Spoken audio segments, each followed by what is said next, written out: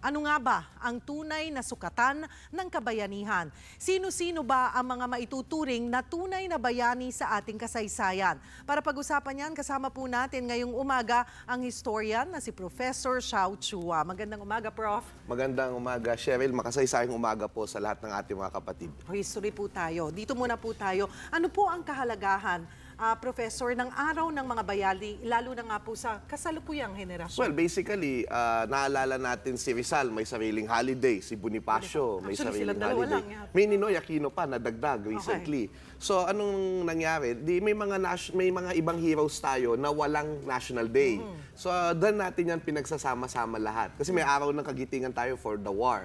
No? And which also tells us na, you know, yung kabayanihan, hindi lang yung Western concept na eroe, which is yung kailangan extraordinary, strong, sobrang talino. Minsan yan yung qualities natin. Kaya pag tinanong mo yung bata, ang bayani nila sino, ang hero nila sino? Superman, Batman, Spider-Man, di ba? Si tatay. Oo, Pokemon nga, nagiging bayani na din. So, hindi, ibig ko sabihin, di ba?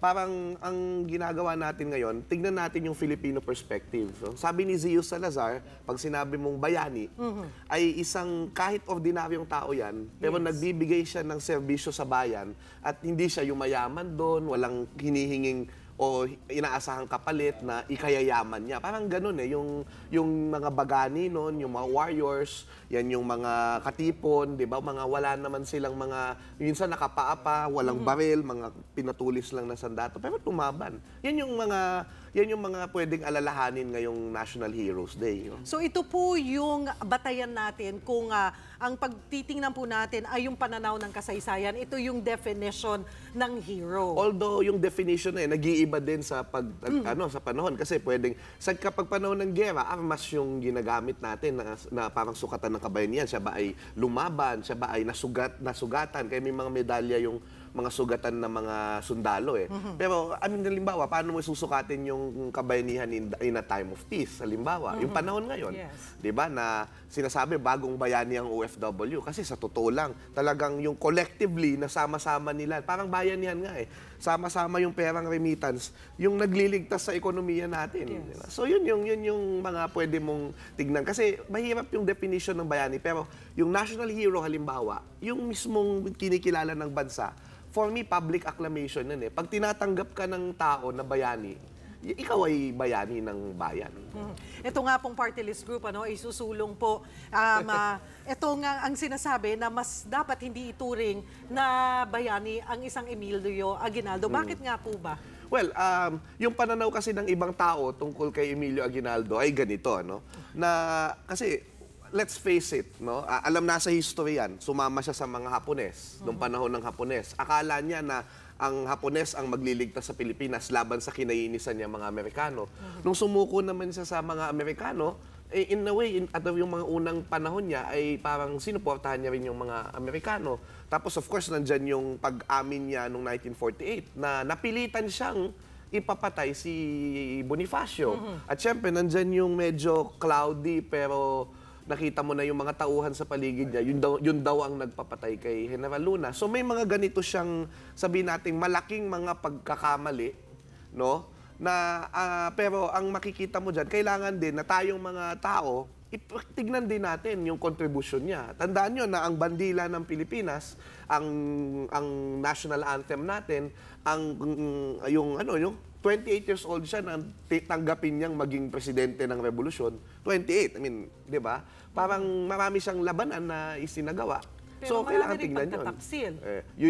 Yun yung nakikita nung iba. Kaya, ako, ang tingin ko kay Aguinaldo, isa siyang great personality sa ating kasaysayan. Isa siyang pangulo ng Pilipinas at kung ang magandang tignan natin dyan, kasi minsan nidi-dismiss lang natin sila. Pero ang magandang tignan dyan, kung may mali sila, tignan natin para matuto tayo. Kung may tama silang ginawa, ma-inspire tayo doon. But, I mean, just like Ferdinand Marcos, hindi naman como Marcos yan. Ako, I am critical of Marcos.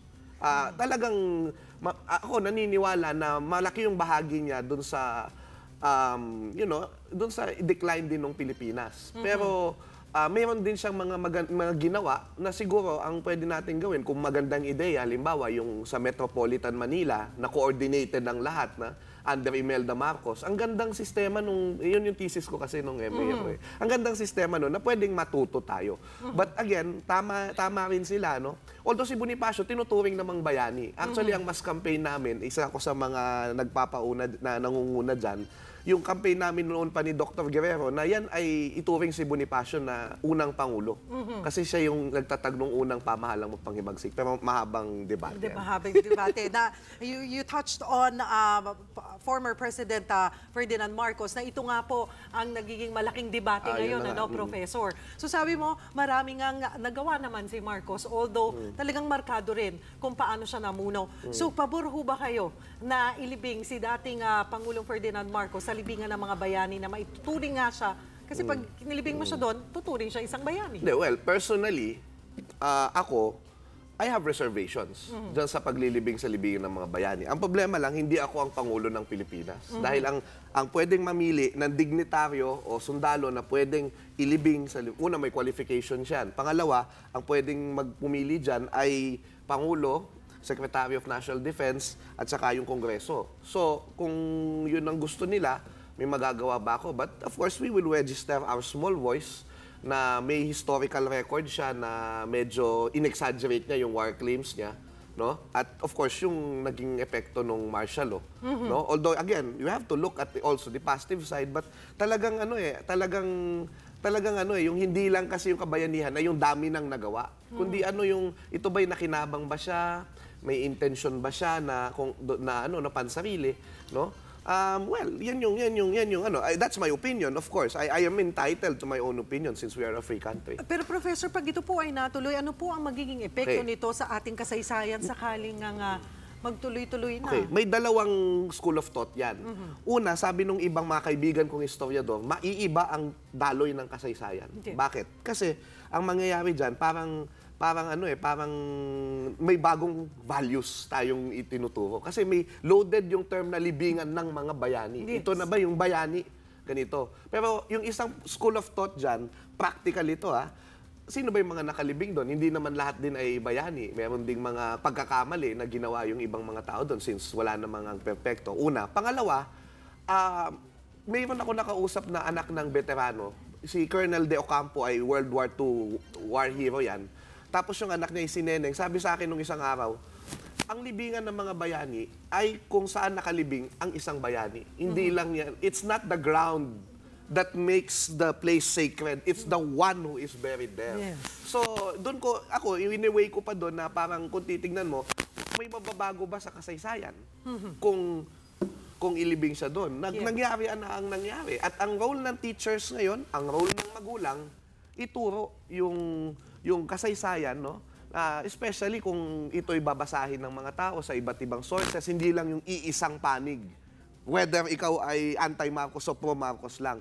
Kailangan bigyan natin ng critical thinking skills sa ang mga bata ngayon. Do we have any committee or any group or I don't know, agency na talagang nagbibigay ng desisyon, na yung tamang definition, and then also nagtutukoy na ito pasado bilang isang tunay na bayani Nakakatuwa, talaga? kasi yung National Historical Commission of the Philippines ngayon, yan ay dating tinatawag na National Heroes Commission. Okay. Ang task nila ay ituring nga kung sino yung mga national heroes natin. Ang problema, there is a danger in also institutionalizing heroes. Bakit? Kasi kung halimbawa, pwedeng isabatas ang pagiging bayani. Tulad yung ang dami-daming panukala no, na isabatas daw ang kabayanihan ni ganito, ganyan. Si Jose Rizal nga, walang batas na nagsasabing siya nagde-declare na siya ang national hero. Wala. It's public acclamation. So, when you legislate heroes, any Tom, Dick, and Harry, pwedeng maging bayani kung mayroon siyang enough numbers in Congress. Yes. So, ibig sabihin, let's leave it to the people. Pero also, we must educate them na ito yung nangyari sa kasaysayan. Kasi totoo naman, yes, totoong may mga taong naniniwala na may mga mabuting na idulot yung martial. Totoo din sa kanila yon. But we must also look na these are historical accounts and not history itself. Kailangan tignan lahat yung accounts. Pati yung mga naghihirap din, no? Para mabalanse at makita mo yung totoong epekto nung nangyaring ito. Ang mga kabataan po ngayon, sa tingin niyo po, sapat ba ang kanilang kaalaman sa ating history? Ganun pa ba sila ka-involve o ka-interesado? Alam nyo, nakakatuwa kasi nung panahon na ako ay unang nagtuturo ng kolehiyo, hindi masyadong alam nga kung ano yung historian eh. Di ba? Pero ngayon, lahat ng tao parang gusto nang maging historiador sa Facebook, di ba? They are reading. But you know, this is the danger of the internet. You have given so much information. Dati nung nag-aaral tayo sa eskwelahan, walang internet. Pero ito lang yung importanteng dapat mong malaman at alam mo yun. Pero ngayon, sa dami ng impormasyon, ano yan garbage in, garbage out eh. May natututunan kang tama, may natututunan kang kalokohan. Ano? So, ang nangyayari dyan, nagiging mix yung interesado sa history yung mga tao, pero nagiging mix. That's why, hindi na yung pagtuturo lang na ito ang tama, ito ang mali. Kailangan critical thinking skills talaga yung ituro sa mga bata.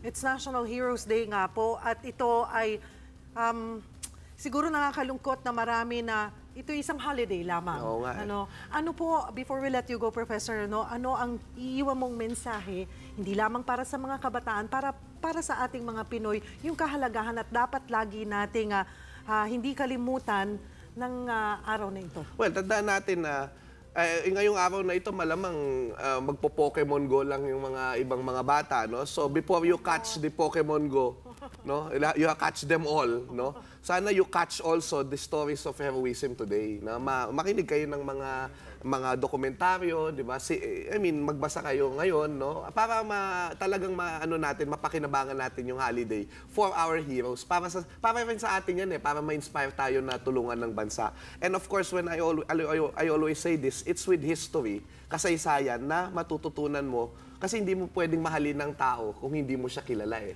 Same with our country, hindi mo pwedeng mahalin ng bayan kung hindi mo siya kilala. Kaya kailangan magbasa tayo ng kasaysayan, and also heroism begins with the decision to love. It doesn't stop with that. But when you say you love, love is an action word. And so kapag mahal mo ang isang bayan, kailangan ipakita ito sa ating araw-araw na ginagawa.